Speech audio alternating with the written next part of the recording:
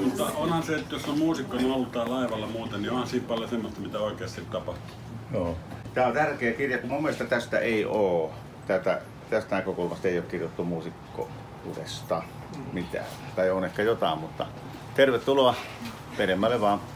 No, se on totta, joku muukin sanoi, että ei ole tästä perspektiivistä.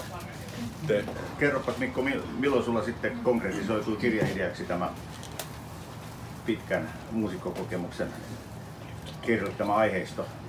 Se oli siis 22 kesällä, syksyllä, kun oli tää korona, eikä päässyt edes vai pääsikö silloin kirjaimessuille? Mä en muista miten se oli. Ei päässyt silloin, joo. Silloin rupesin sitten kirjoittaa. Ensiksi ajattelin, että kirjoitan, kun mä oon kirjoittanut mun nettisivuille kaikennäköisiä juttuja, joista jotkut on päätynyt Suomi 24 keskustelupalstalla pohdittu sitä, että onko Tapani Kansa ja se muusikko, jos tarkoittaa minua, että onko meillä homoeroottinen suhde, mutta ei ole. Mutta joka tapauksessa niin sinne ei voinut kirjoittaa hirveän paljon mitään oikeastaan tämmöistä. Niin sitten mä jossain vaiheessa rupesin kirjoittamaan, mutta sitten mä päädyin myös siihen, että mä teinkin sitä fiktiivistä. Että mun ei tarvitse miettiä, että onko joku asia totta vai ei.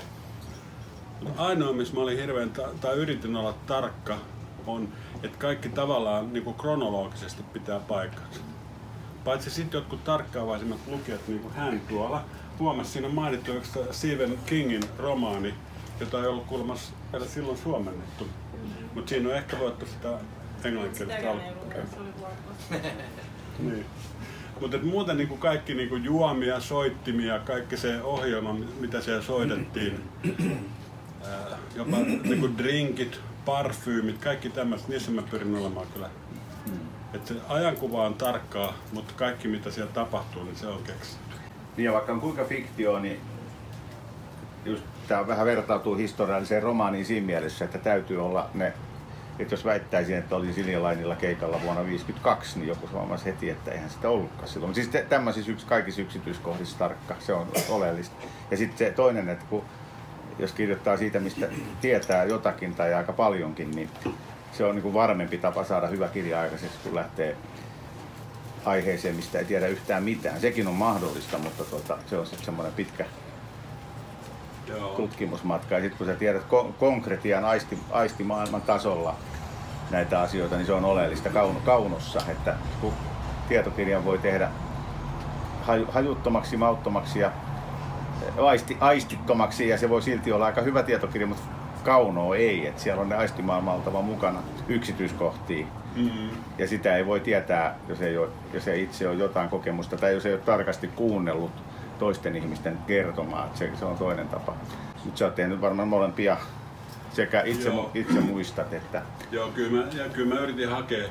Mutta sitten mä yllättäen löysin niin tästä herra, joka kuvaa Roy Koto, niin meidän yhteinen kaveri Elina Nummi, joka on myös Täti Vihreänä tunnettu, niin hän yllättäen kävi ilmi muutama viikko sitten, että hän on ollut töissä siellä laivalla siihen aikaan. Mä yritin saada tietoa henkilökunnan muut, koska siinähän on sitä muutakin henkilökuntaa, että niiden työnimikkeistä ja työajoista kaikista, mutta siitä oli tosi vaikea saada. Mutta sain tietysti ja muistin itsekin jotain, mutta siellähän on tämmöisiä, että esimerkiksi se Vikingin henkilökunta ei aina, varsinkaan naisille, ne ei ollut, se oli välillä vaarallinen paikka, niin että kyllä mä oon tarkkaan elänyt sitä ja sitten kysynyt myös muilta, että siitä esimerkiksi tästä laivasta, kun mä aluksi mietin, että onko se laiva fiktiivinen vai ei. Mitä mieltä oot? Se kuuntelee silmät ylös. Joo. No sitten kuitenkin niin, päätin, että mä teen, että se on oikea laiva, koska mä oon ollut oikeasti se Viikin Vitosen. Mä muistan vielä, kun se bändihytti oli siinä ja tuot lähti käytävä ja sitten messi oli tuolla. Viking 5. Joo. Lähti tuosta Katajana kautta. Joo. Ja sitten vieläkin muistan elävästä aina kun kävelin laivaa kohti, katsoin, että heiluuko ne Suomenlinnan, kun siinä oli niitä lipputankoja silloinkin, että heiluu kovaa, että jos ne heiluu kovaa, niin laiva heiluu, kun päästään sinne merelle, mutta usein ei. No, tämä on just sitä aistimaailmaa, mistä tulee näitä yksityiskohtia, mikä on niin kaunon ja sun teoksen rikkaus. Ei tarvitse pysyä sillä yleisellä tasolla, vaan siinä mennään niin yksityiskohtiin. Yksityiskohdista, jos voi pystyy jakamaan muille paremmin sitä. Ja sekin on tyylijuttu, että tuossa viereisessä talossa on kirjoitettu Alastalon salissa 90 vuotta sitten ja 900 sivua väännetään itse asiassa laivakauppaa ja yhdessä luvussa sytytetään piippua 30 sivua, mutta silti se toimii. Joo. Se on niin rikasta Suomea. Niinpä. Laiva. Itse asiassa tässä on yhtymäkohta. Toihan on myös laiva-aiheinen. Joo. Siinä tämmöistä parkkia myydään ja sitten se on klassikko.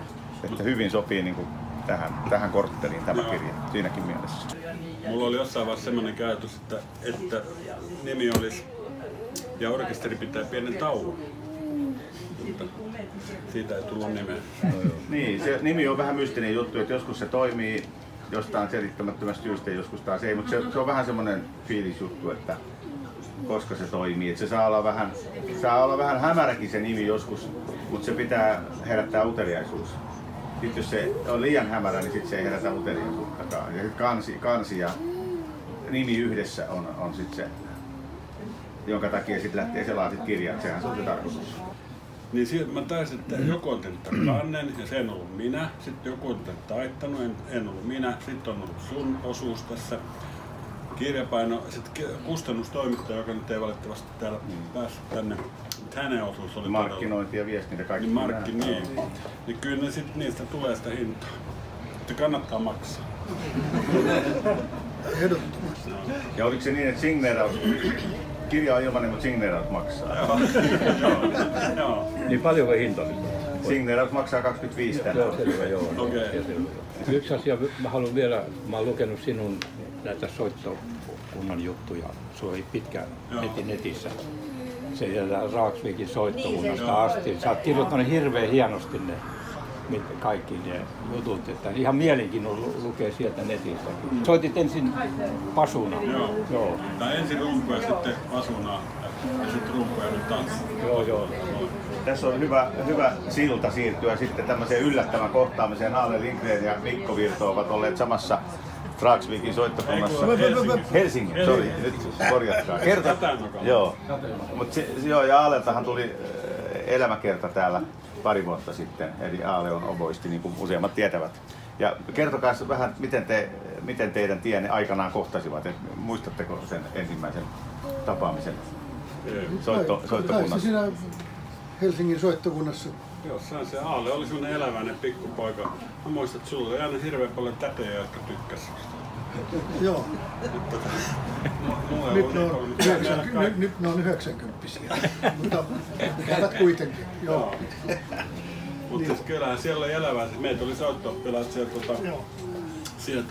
soittokunnan, paljonkohan meitä oli? Ehkä 30-40. Oliko niin? Voi olla, että 40 oli ehkä 4 kurssia päällekkäin. Joo.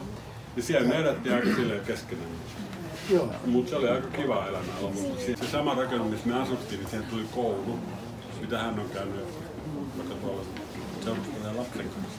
No niin. Sulla on ollut aika monta instrumenttia, pasuuna, rummut, pianokin, mitä kaikkea? Kyllä mä oon laulanut paljon. Joo. Älä vaan laulaa. Mä ajattelin uudestaan. Laulettu jo esittelyvideo. Silja laitettiin. Sun isäsi oli poliisisoittokunnassa. Joo, mä muistan sinun isäsi. Mitä hän soitti? Hyvin. Hän oli tuubasoittaja koko. Joo. Mä sanoin Leenalle, että rumpua sen, kun hänkin soitti, mutta mä erehdin. Ei, kun se oli tuubasoittaja. Mä itse asiassa tapasin viime, kun oli toi Perinäisen levyjulkaisu, niin siellä oli toi Seppo Hovi pianisti, niin se tuli juttelemaan lavalla mulle siinä ennen kuin ruvettiin soittamaan nopeasti. Mä muistan Alpon hyvin, että Alpo oli kiva ja silleen tuli tietysti hirveän lämmin olo. Isä on kuollut jo yli 20 vuotta sitten. Mä muistan sun isäsi hyvin. Joo, niin minäkin. Joo, sinä tietenkin vielä, mutta kuitenkin. Oli sen verran poliisisoittokunnan kanssa oltiin tekemisissä siitä. Mutta hänkään ei kertonut paljon, että yksi syy, miksi mä rupesin kirjoittaa tätä juttua, että en mä sen keikoissa tiedä mitään. Joo. Mutta kun se tuli aina yöllä kotiin ja tässä oli ollut jossain keikalla.